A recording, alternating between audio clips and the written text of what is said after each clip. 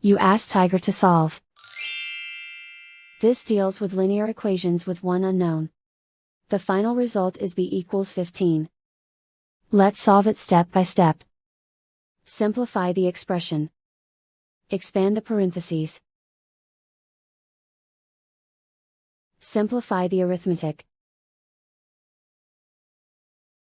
Group all constants on the right side of the equation. Add 33 to both sides. Simplify the arithmetic.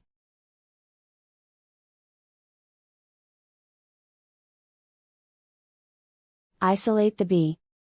Divide both sides by 3.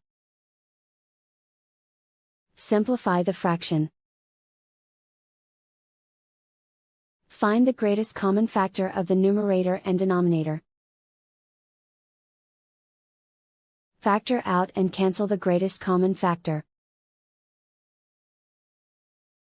And so the final result is b equals 15.